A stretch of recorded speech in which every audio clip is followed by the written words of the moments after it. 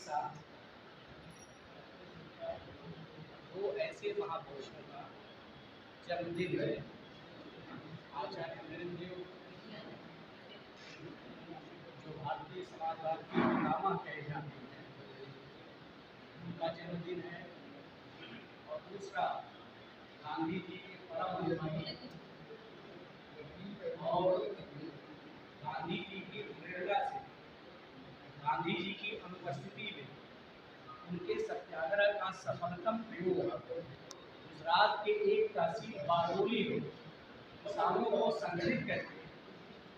जो सफलतम सत्याग्रह उन्होंने किया,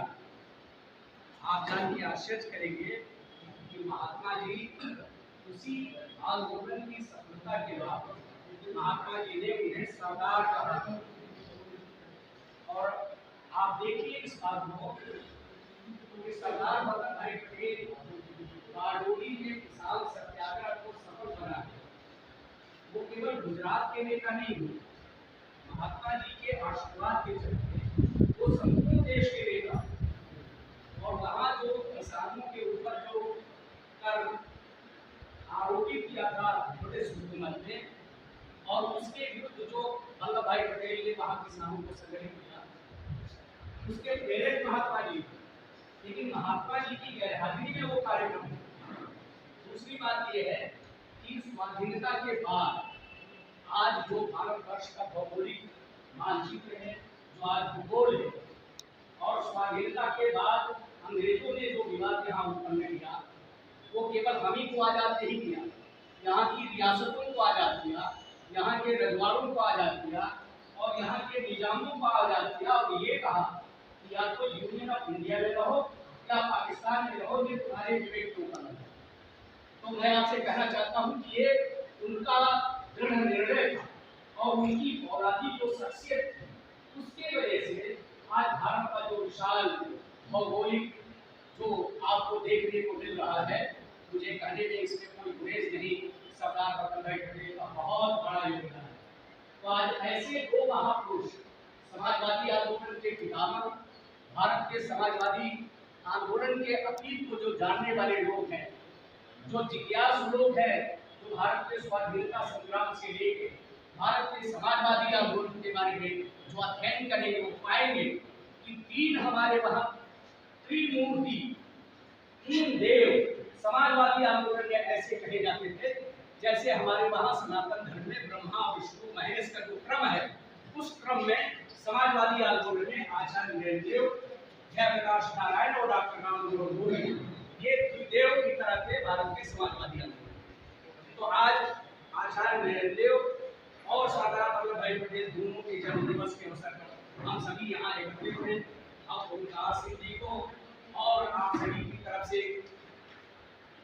श्रीमान रामश्री राय जी, जो आपके प्रदेश अध्यक्ष हैं, मैं उनको बधाई देना चाहता हूँ, उनको मैं धन्यवाद देना चाहता हूँ। और मैं अपने आप को सौभाग्यशाली मानता हूँ कि आज इस अवसर पर आपका दर्शन करने को मिला और आपके बीच में मुझे कुछ कहने का मौका मिला। आज एक बात आपसे कहकर हम अपनी बात को खत्म करना चाहेंगे कि आज एक बहुत खराब संस्कृति भारत की राजनीति में विकसित हुई, और आप सभी को साझा प्रयास के जरिए उसके विरुद्ध आपको मानस बना के संघर्ष करने की आवश्यकता। आपने देखा जो सत्ता में बैठे हुए लोग हैं, उनके अपने महापुरुष नहीं है, उनके राजनीतिक पुरखों की कंगाली है, वो उनका महिमा मंडन नहीं करते। स्वाधीनता संग्राम में जो हिमालय के कद के लोग हैं, जो गांधी जी के स्पर्श से बड़े बने, जो गांधी जी के सानिध्य में पले बड़े हैं, आज ऐसे लोगों को हाईजैक कर रहे हैं जो आज सत्ता में बैठे हुए हैं। ये उनके पुरखे नहीं, जिनके विचार के प्रतिबद्ध, जिनका आचरण है, जो प्रतिबद्ध है उनके विचारों की हत्या करने के। लेकिन आज आप देख लीजिए, दुर्भाग्य है कि इस दौर में वो उनका अपहरण करके उनको अपना पुरखा बना रहे हैं अपने राजनीतिक निहित स्वार्थों के लिए। तो इन बातों से सजग होने की आवश्यकता है। और हमारा ख्याल है कि सरदार वल्लभ भाई पटेल की प्रासंगिकता जो आज लोकदल के कार्यालय में आप सभी कार्यकर्ता लोग मिल के जो मना रहे हैं, आज वल्लभ भाई पटेल जिन बातों के लिए जाने जाते थे, जिन बातों के लिए उन्होंने संघर्ष किया, उनका जीवन अर्पित था, आज सचमुच भारतवर्ष में वो किसान सबसे ज्यादा गुर्बत में है, संकट में है, दुश्वारियों में है। तो आज किसान के सवाल को लेकर हम आप इस बात को जानते हैं कि आज पिछले दिनों हिंदुस्तान का किसान जो जो सबसे किसान विरोधी जो कानून इस सरकार ने बना रखा था पार्लियामेंट के भीतर, अगर 700 750 किसान दिल्ली की सीमा पर अपनी शहादत न दिए होते, और उसे भी आप देखें बारडोली सत्याग्रह के बाद दिल्ली की सीमा पर जो किसानों का सत्याग्रह था वो भी एक नायाब सत्याग्रह। और मैं ये कहना चाहता हूं कि स्वाधीनता के बाद इतने दशकों में अगर कोई सफलतम किसान आंदोलन हुआ तो वो दिल्ली के सीमा पर किसान आंदोलन, और जिसने मेन स्ट्रीम मीडिया को खदेड़ा अपने वहां से, कहा हमको मीडिया की कोई आवश्यकता नहीं, जिसने अपनी मीडिया स्थापित किया, जिसने अपना अखबार चलाया, और जिसके ऊपर कितनी कितनी तोहमतें लगाई गई, चाहे वो खालिस्तान समर्थक होने का, आतंकवादी होने का, पृथकतावादी होने का, मालूम नहीं क्या क्या, लेकिन परस्पर विरोधी ये बात आप देखिए, जो सत्ता प्रतिष्ठान में विराजे हुए लोग हैं, बैठे हुए लोग, आज अगर उनकी बात सही होती तो आज मैं कहना चाहता हूं कि हिंदुस्तान के यशस्वी प्रधानमंत्री अपने हाथों अपनी पीठ ठोक रहे हैं और ये कह रहे हैं कि हम इस देश के 84 करोड़ लोगों को जो पीडीएस के जरिए खाद्यान्न हम वितरित कर रहे हैं। मैं आपसे कहना चाहता हूं कि अगर कोई आदमी उनसे सवाल करे कि तुम्हारे बनाए हुए फार्म लॉज जो तुमने पार्लियामेंट से पारित कर दिया, अगर सुप्रीम कोर्ट ने उसे मुलतवी न किया होता, उसे रोका न होता और हिंदुस्तान के किसान अपनी शहादत देके ये परिस्थितियां न बनाए होते जिससे उसको तुम रिकॉल अगर न किए होते और वो कानून अगर अमली जामा पहन लिया होता, तो ये खाद्यान्न जो अडानी के गोदाम में गया होता, अंबानी के गोदाम में गया होता, तो आज 80 और 84 करोड़ लोग जो खाद्यान्न से लाभान्वित हो रहे हैं और जो आज आप गुणगान कर रहे हैं अपने सरकार की उपलब्धियों की, कृषि कानून के लागू हो जाने के बाद ये अनाज कहाँ मिलता? जब निजी भंडारों में गया होता, इसका भंडारण अडानी के गोदाम में हुआ होता, तो आज ये अनाज कहाँ से आपको बांटने के लिए मिलता? तो ये परस्पर विरोधी बातें, इनको उजागर करने का दायित्व हम सभी का है। और आप आज सबसे ज्यादा अगर ताकत में सबसे ज्यादा बिखराव आया है तो किसान के संगठन और किसान की ताकत में बिखराव आया है। मुझे कहने में हम लोग पूर्वांचल के यहाँ एक जगह के हैं, रामाशीष जी इस बात को जानते हैं कि पूर्वी उत्तर प्रदेश, उत्तर भारत में हिंदी भाषी क्षेत्र में पूर्वांचल और बिहार का किसान ऐसा है जो एमएसपी जानता तक नहीं है।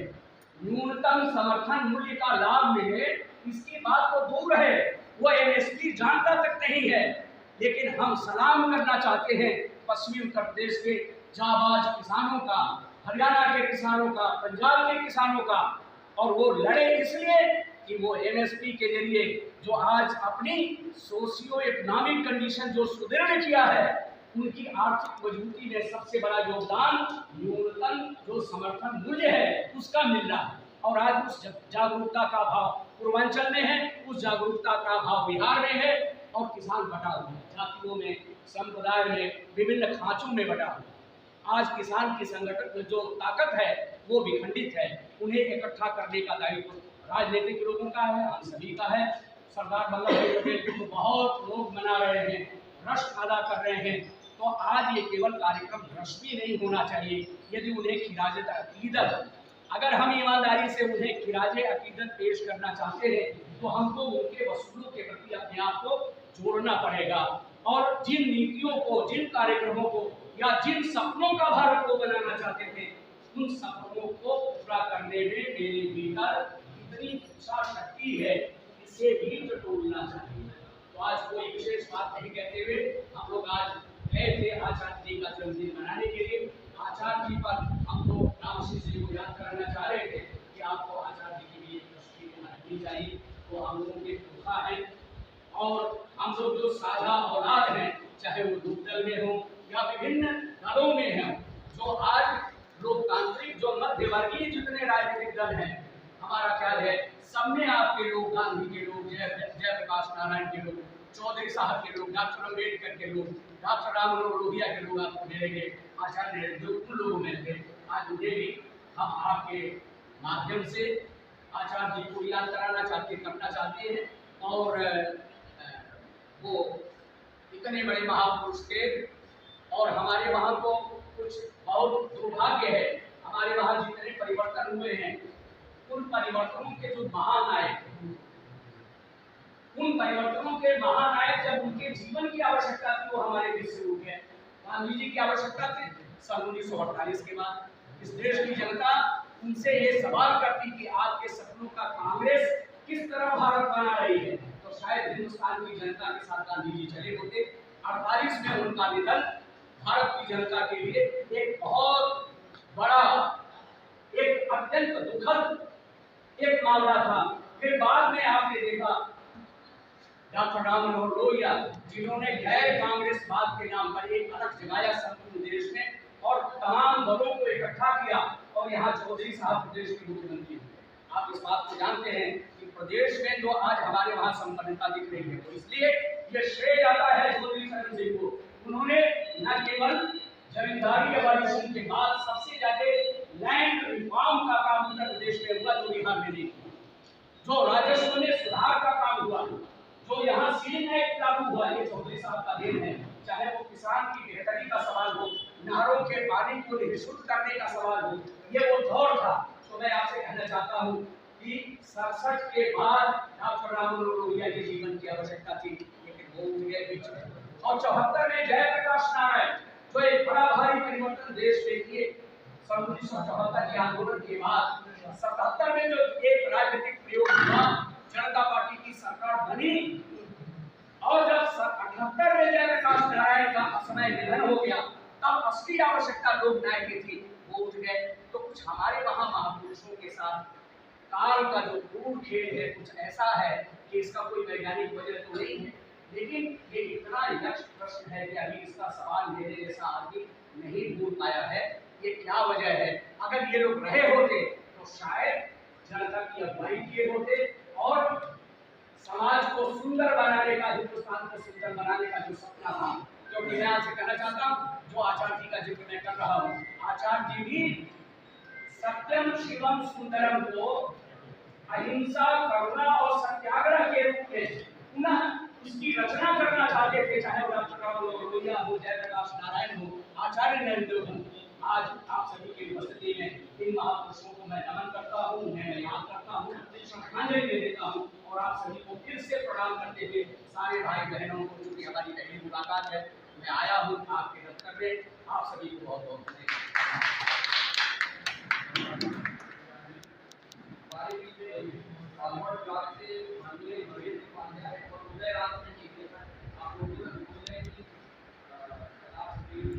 ये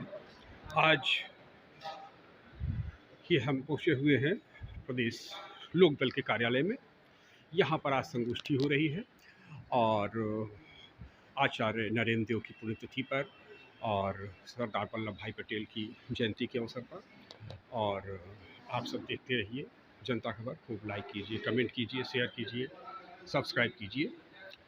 और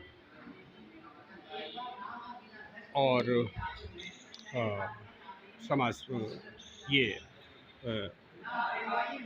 जनता दल उत्तर प्रदेश के अध्यक्ष रहे, जनता दल उत्तर प्रदेश विधानमंडल दल के नेता रहे, पूर्व विधायक सुभाष लाल श्रीवास्तव ने संबोधित किया। आप सब 14 नवंबर को पहुँचिए चित्रगुप्त आश्रम में रहकर इको गार्डन